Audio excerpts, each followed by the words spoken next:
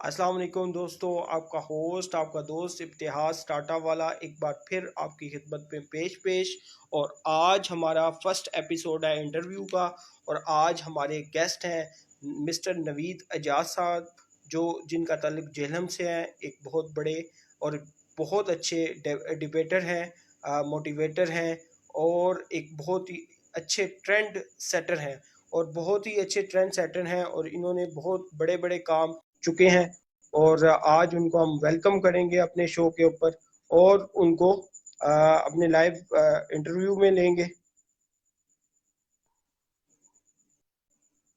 अस्सलाम वालेकुम नवीद भाई, कैसे हैं आप? ठीक हैं, खैर खैरियत से है?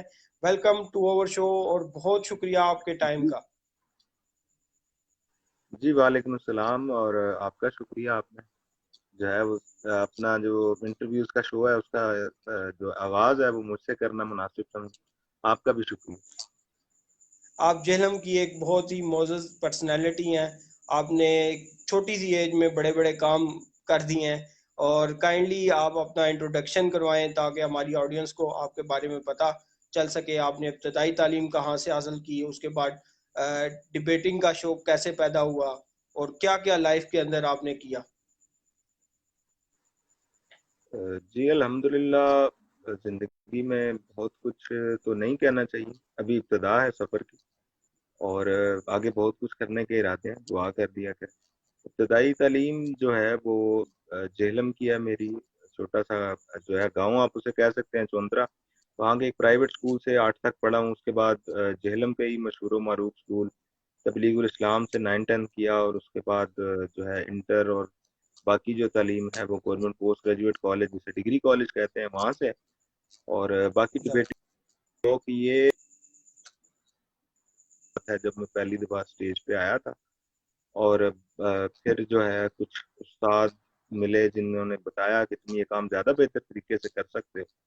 तो उसी को फिर कंटिन्यू रखा और अल्हम्दुलिल्लाह मालिक ने बहुत सारी कामयाबियां दी। अ, जहाँ भी गए अल्हम्दुलिल्लाह अपना जो है वो जितना कर सकते थे बेहतर उतना किया। अभी भी सीख रहे हैं और मज़ीद भी कोशिश यही है कि मज़ीद सीखें और इससे भी आगे जाएं। और साथ जो है आखिरी सालों में पढ़ाई के कुछ इवेंट मैनेजमेंट का शौक हुआ, उसमें भी जो कुछ कर सकते थे वो कर रहे हैं। तो यही कुछ थोड़ी सी अर्ज गुजारी है। इसे आप बहुत सारा तो नहीं कह सकते, अभी बहुत सारा सफर बाकी है, अब ये कह सकते हैं। नहीं, आपने एक जेलम लिटरेरी फेस्टिवल का आगाज़ किया। हम जानना चाहेंगे कि जेलम लिटरेरी फेस्टिवल का आगाज़ कैसे आपके अंदर मोटिवेशन पैदा हुई और कैसे कितने एडिशन हो चुके हैं। ऑडियंस को इसके बारे में मालूमात दें। जी, ये झेलम लिटरेरी फेस्टिवल का जो आइडिया था वो बेसिकली आप जो लोग मुझे जानते हैं उन्हें पता है कि 2013-14 से मुल्क के मुख्तलिफ शहरों में आना जाना रहा। और मुल्क के मुख्तलिफ शहरों में इस तरह के प्रोग्राम्स होते रहते थे, क्योंकि मैं भी तालिबे इल्म मुज़ाहिरा अदब का, तो इस हवाले से कोशिश अपनी सी की कि मेरे शहर में भी होना चाहिए ऐसा कोई काम जिससे झेलम के जो नए लिखने वाले हैं उनकी कह लें कि इस्लाह हो सके, उनको ये कम से कम पता चल सके कि इस फील्ड का स्कोप क्या है और उसमें आगे कैसे जाना है और आगे है क्या, आखिर हम कहाँ तक पहुँच सकते हैं। ठीक है, जैसे अगर आप आईटी की फील्ड में बात करते हैं तो बड़े बड़े कॉन्फ्रेंसेज, और ये मामूल की बात है, कोई नई बात नहीं है। तो डेफिनेटली। इसीलिए इस जो है छोटे से काम को, और सबसे ज़रूरी जो काम था वो हमारे जो अ, अदब की जितनी भी चीज़ें हैं उस के जो बड़े नाम थे जिनमें बहुत सारे नाम लिए जा सकते हैं, तो उनको खिराज तहसीन भी पेश करना था और नए आने वालों को एक रास्ता भी दिखाना था कि ये भी एक रास्ता है। तो उसकी तरफ एक कोशिश थी जो अल्हम्दुलिल्लाह आज से 2.5 साल पहले शुरू की थी और अभी भी जारी है। और जेहलम के अवाम जो हैं वो इस मामले में अपना जो भी किरदार, अभी तक जिन जिन लोगों तक पैगाम पहुंचा वो किरदार अदा कर रहे हैं। और मेरा ख्याल है अभी बहुत सारे लोगों तक पैगाम पहुंचना बाकी है। तो जब उन तक पैगाम पहुंचेगा तो उम्मीद है वो इससे भी अच्छा रिस्पॉन्स दें। अच्छा, ज़बरदस्त। बहुत ही आपने छोटी एज में इतने बड़े बड़े काम और इतने बड़े बड़े इवेंट आपने ऑर्गेनाइज किए। मुझे ये बताएं कि आपकी कौन सी एज में आपने फील किया कि मैं डिबेटर या मैं मोटिवेटर या मैं अच्छा तकरीर बाज बन सकता हूँ। کون سی ایسا مومنٹ تھا جو آپ کی لائف میں ایسا آیا کہ آپ نے فیل کیا کہ اب یہ فیلڈ میرے لیے ہے اور میں اس کے لیے ہوں؟ صحیح ہوگی یہ آپ تقریر کے حوالے سے بات کر رہے ہیں. تقریر میں نے پہلے بھی مینشن کیا کہ سٹارٹ تو میں نے کی تھی 5ویں کلاس سے، اور اس وقت تقریباً میری عمر 9-10 سال کے قریب تھی. لیکن اس کے بعد ایک لمحہ وہ بھی آیا جب 8 کلاس کے بعد میں نے مدرسہ جانا شروع کیا. تو وہاں پہ کچھ تھوڑی بہت تقاریر جو ہیں وہ وہاں پہ ایک سلسلہ تھا، اس میں کرتا تھا. تو وہاں پہ ہمارے استاد جو تھے انہوں نے بلا کے ہمارے سالانہ ایک پروگرام ہوتا تھا. تو اس پہ جب مجھے دعوت دی، اور وہاں پہ کچھ مطلب سینکڑوں کا مجمع آپ اسے کہہ سکتے ہیں، سینکڑوں کا مجمع تھا. اور وہاں پہ انہوں نے یہ مجھے کہا کہ وہاں پہ جو کہہ سکتے ہیں کہ خصوصی خطاب جسے کہتے ہیں وہ میں نے وہاں پہ کرنا تھا. تو وہاں سے مجھے زیادہ موٹیویشن ملی، کیونکہ جتنے تقریر کرنے والا خوشی تب ہوتا ہے جب اس کے سامنے لوگ زیادہ ہوں اور وہ واہ واہ سبحان اللہ، یا آپ کسی ماشاء اللہ کالج ماشاء یونیورسٹی اللہ میں تقریر کر رہے ہوں تو تالیاں ملتی ہیں. تو پھر وہاں سے یہ سفر جاری رہا اور بہت سی بلندیاں تک پہنچا. ماشاء اللہ آپ حافظ قرآن بھی ہیں، اور یہ بہت بڑی سعادت ہوتی ہے. اور حافظ قرآن کا جذبہ کیسے پیدا ہوا کہ حفظ بھی کرنا چاہیے؟ آپ نے کافی لیٹ کیا حفظ، جہاں تک میرا علم ہے، ناقص علم ہے. تو کیسے جذبہ پیدا ہوا حفظ قرآن کا کہ میں نے حفظ بھی کرنا ہے؟ زندگی میں ہمارے ایک استاد تھے، اللہ استاد تھے نہیں بلکہ ہیں، اللہ ان کو جو ہے وہ زندگی میں مزید کامیابیاں دے.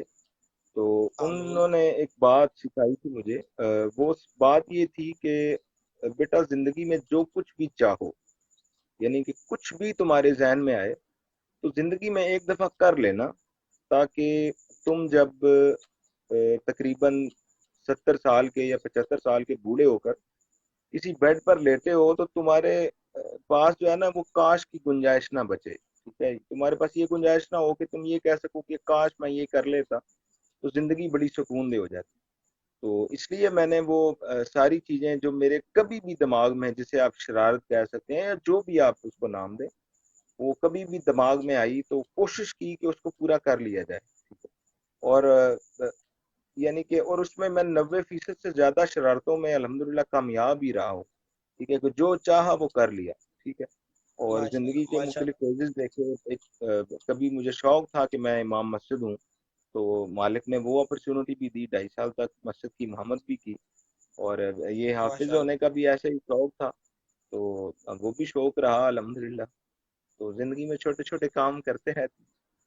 بس ایسے ہی یہ چل ماشاء رہا ہے اللہ ہمارا.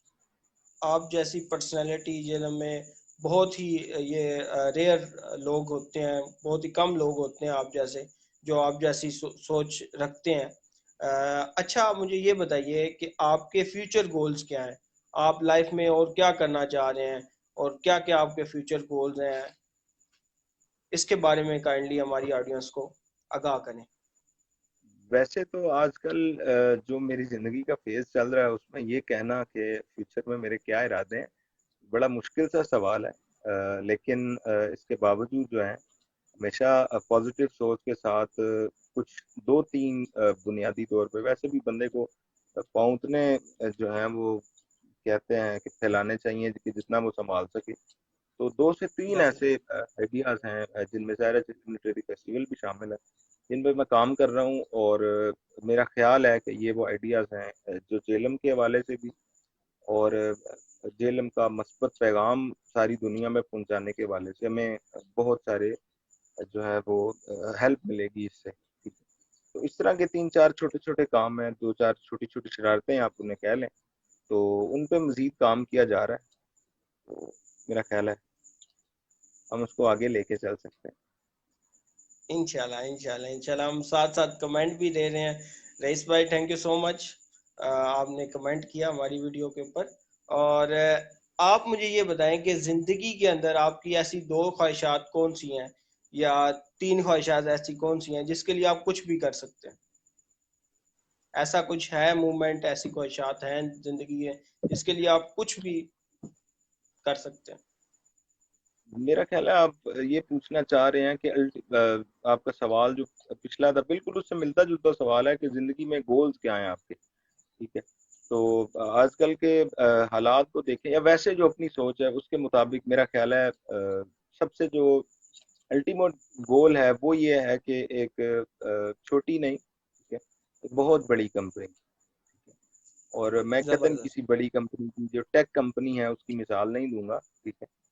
ادب والوں کی ایک بہت بڑی کمپنی جو ہے وہ ہونی چاہیے، تاکہ جو میری زبردست. فیلڈ کے لوگ یہ ہیں فرسٹ ٹائم یعنی کہ تاکہ ادب جن کا ادب. ادب کے ادب سوری میں آپ کو کاٹ رہا ہوں، ادب کے لوگوں میں یہ میں نے فرسٹ ٹائم کمپنی کا نام سنا ہے، اور یہ آپ ایک نیا ٹرینڈ سیٹ کر رہے ہیں. زبردست زبردست.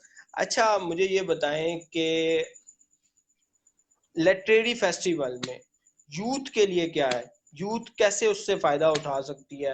جہلم کی یوتھ ہو جائے یا ارد گرد نما کی یوتھ ہو جائے، وہ اس سے کیسے فائدہ اٹھا سکتی ہے اور کیسے وہ اس کا حصہ بن سکتی ہے؟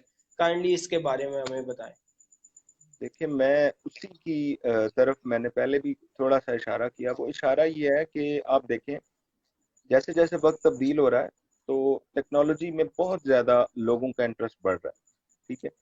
لیکن ٹیکنالوجی میں انٹرسٹ بڑھنے کا قطعاً یہ مطلب نہیں ہے کہ آپ کتاب پڑھنا چھوڑ دیں.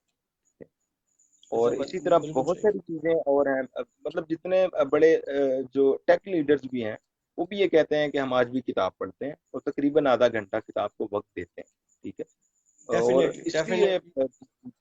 اس لیے میں یہ سمجھتا ہوں کہ یہ بھی ایک پوری فیلڈ ہے. ٹھیک ہے. ہمارے پاس اسپیشلی جیلم میں اور پوری دنیا میں ہمارے پاس کچھ اچھے لوگ موجود ہیں جن کو ہم عالمی سطح پر متعارف کروا سکتے ہیں. یہ تعلیم کے حوالے سے ہمارا چہرہ ہے جس میں ظاہر ملالہ یوسف جیسی جو نوجوان بچے جو ہیں وہ ہمارے پاس موجود ہیں. تو ہم ان کا اگر اس حوالے سے تعارف کروا سکتے ہیں جو علم کی وجہ سے جن کا دنیا میں نام ہے، تو ایسے ہی ادب کے حوالے سے ہمارے پاس بہت اچھے نام موجود ہیں اور ہمیں اس پہ جو ہے نا کام کرنا چاہیے. اب اس سب سے ہوگا کیا؟ ٹھیک ہے. دیکھیں نا آپ جب ٹیکنالوجی کی فیلڈ میں جاتے ہیں تو آپ آگے دیکھ رہے ہیں کہ جیکما جیسے لوگوں نے یا مارک ہے فیس بک والا یا مارک اپنے زکربرگ ہیں. بل گیٹس ہیں، تو یہ انہوں نے کیا کام کیا؟ یہ دیکھیں نا آپ ان کو دیکھ دیکھ کے موٹیویشن پکڑتے ہیں. پھر وہ موٹیویشن پکڑنے کی وجہ سے آپ کے بہت سارے جو بچے ہیں یا آپ کہہ لیں پورا ٹرینڈ جو ہے وہ آئی ٹی کی فیلڈ میں جا رہا ہے. تو اسی طرح جب لٹریچر میں آپ دیکھیں گے کہ اسی طرح جس طرح عزت جو ہے وہ لٹریچر آئی ٹی والوں کو ملتی ہے، جس طرح جو یعنی کہ فائنینس کے حوالے سے بات کریں تو جس طرح وہ آسانی پیدا کرتے ہیں لوگوں کے لیے، تو اسی طرح جب لٹریچر کے لوگوں کے متعلق لوگ ہمارے جو بچے ہیں جو نئے آنے والے ہیں جو ہمارے بعد کے لوگ ہیں، وہ جب دیکھیں گے کہ ان کو بھی وہ سب کچھ ملتا ہے جو جو لٹریچر کی فیلڈ میں جو آئی ٹی کی فیلڈ میں ہے، تو ان کے ساتھ جب ان کو بھی وہ سب کچھ ملتا ہے تو میرا خیال ہے وہ اس طرف راغب ہوں گے اور انہیں ہونا چاہیے. ٹھیک ہے. اور تاریخ ہمیں یہی بتاتی ہے کہ جتنے لکھنے والے لوگ تھے تاریخ کے بڑے بڑے جو فیصلے تھے وہ انہی کے ہاتھوں انجام پائے. اور اسی نے جو ہے بہت ساری جگہوں پر اس ملک جو اس دنیا ہے جو یہ قائم ہے اس کو بہت بڑے بڑے حادثات سے بچایا بھی. ٹھیک ہے. ان کے لکھی ہوئی چیزوں کی وجہ سے، ان کے جو علم تھا ان کے پاس اس کی وجہ سے. تو آئی ٹی جس طرح اپنی جگہ کہہ لیں سہولیات پیدا کر رہی ہے، اسی طرح جب کوئی مشکل کام آ جاتا ہے جہاں پہ آپ نے دماغ استعمال کرنا ہوتا ہے تو وہ دماغ جو ہے آپ اس طرف لگا کے تو اپنے لوگوں کو بہت ساری سہولیات دے سکتے ہیں. تو یہ اصل مقصد تو یہی ہے کہ یہ بھی ایک پوری فیلڈ ہے جس طرح آئی ٹی فیلڈ ہے، جس طرح بزنس فیلڈ ہے، جس طرح اور چیزیں ہیں. تو اس کو بھی ویسا ہی پروٹوکول، ویسی ہی چیزیں، ویسا ہی وقت، ویسے ہی پیسے اس فیلڈ میں ہونے چاہیے تاکہ ہمارے آنے والے بچے جنگ کی طرف نہ جائیں، تاکہ امن کا پیغام پھیلے، تاکہ ہم بیٹھ کر بات کر سکیں. یہ نہیں کہ ہم ایک دوسرے کو ذرا سی بات ہو ہمیں عدم برداشت اتنی بڑھ جائے کہ ہمیں ایک دوسرے کو قتل کرنا پڑے. ٹھیک ہے. اب اس پوائنٹ آف ویو کو آپ کسی بھی طریقے سے لے سکتے ہیں. وہ پوائنٹ آف ویو آپ 1500 سال پہلے نبی مکرم صلی اللہ علیہ وسلم سے جوڑنا چاہیں یا جس سے بھی آپ جوڑنا چاہیں، جو امن کا پیغام ہے، یعنی کہ اس معاشرے میں امن ہونا چاہیے. جہاں پہ جس عدم برداشت پہ ہم کھڑے ہیں ہمیں کسی وقت ڈر لگتا ہے تو میرا خیال ہے اس سارے پیغام سے سب سے جو بڑی چیز ہے وہ ہم اس کی طرف کوشش کر رہے ہیں. ڈیفینیٹلی اس میں ایڈیشن کرنا چاہوں گا کہ ہر فیلڈ کی اپنی ایک رسپیکٹ ہے، اپنا وے ہے، اپنی آئیڈیالوجی ہے، اپنی ویژن ہے. ہر فیلڈ کو رسپیکٹ ملنی چاہیے، ٹھیک ہے.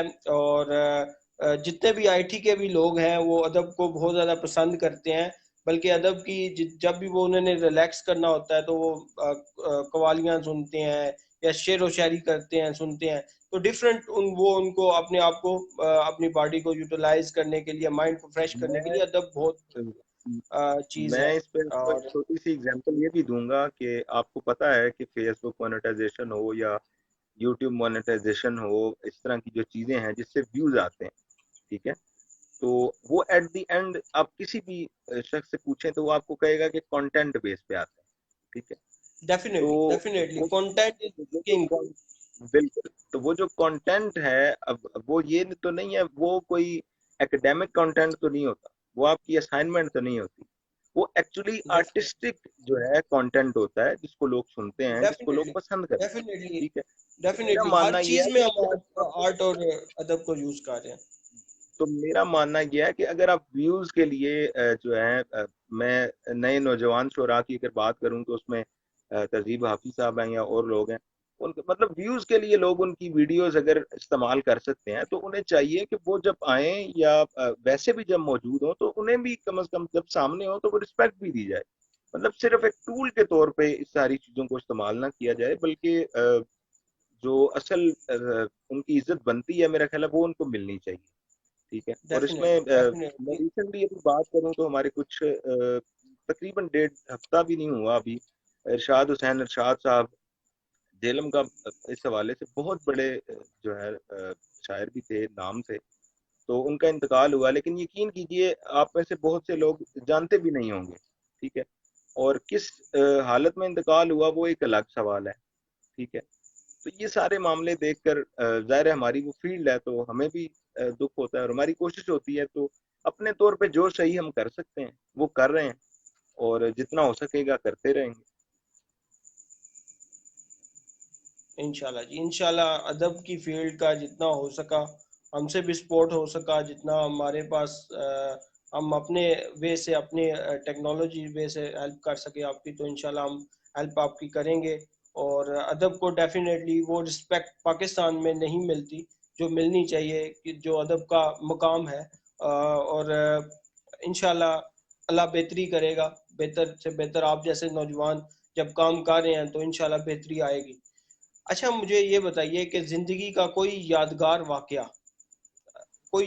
واقعہ جو جس سے آپ کی زندگی پر بہت زیادہ اثر پڑا ہو یا آپ کو خوشی ملی ہو، کوئی ایسا یادگار واقعہ اپنی ہماری آڈینس کے ساتھ زندگی شیئر کریں.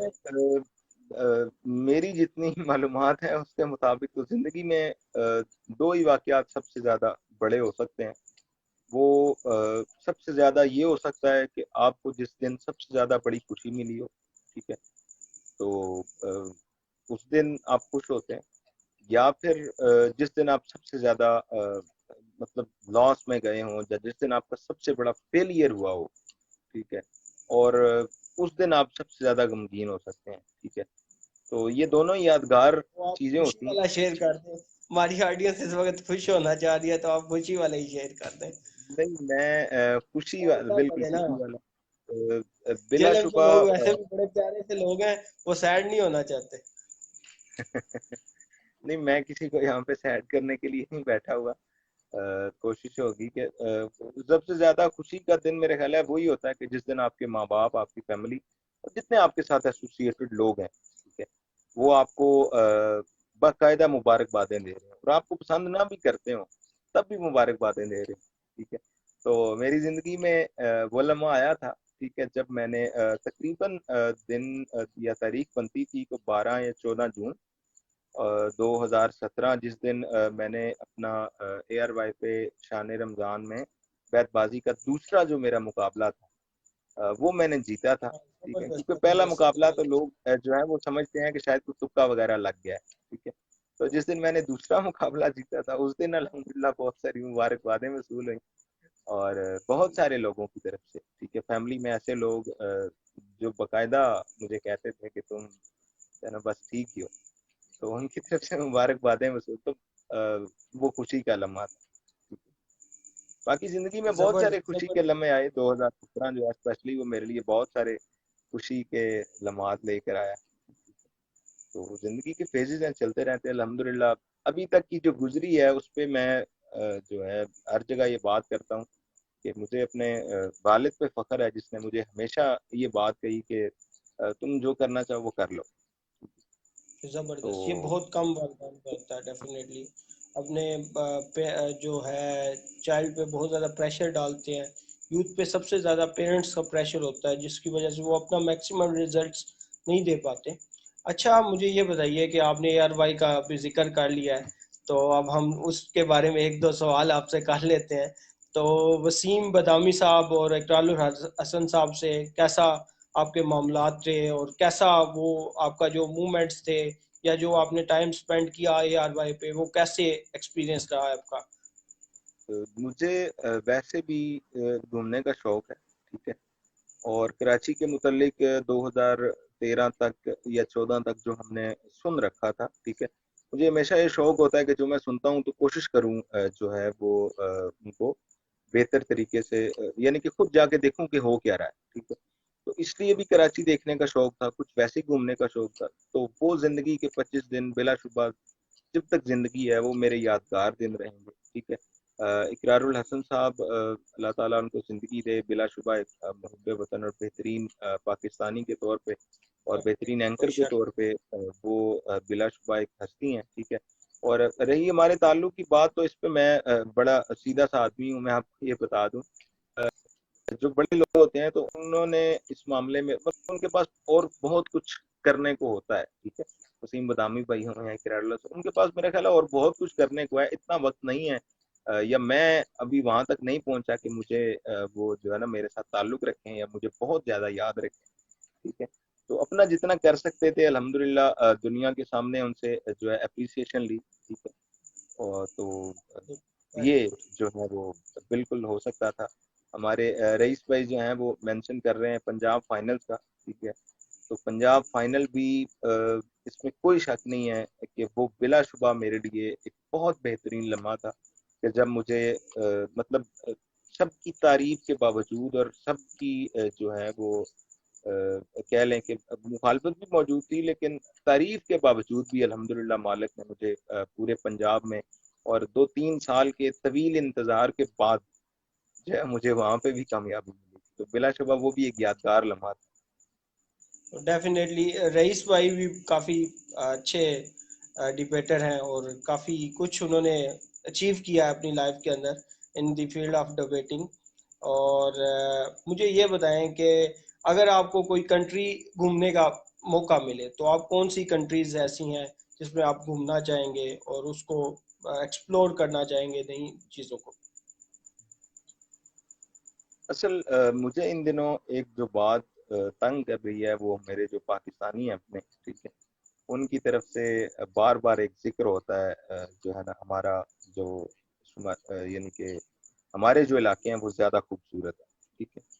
اور میں نے ایسی ہی کچھ بات جو ہے وہ ہمارے جو 3 اسکینڈینیوین کنٹریز ہیں دنیا کے، اس میں ناروے ہے، سویڈن ہے، اور تیسرا مجھے نام نہیں ذہن میں آ رہا، ڈنمارک ہے، ٹھیک ہے.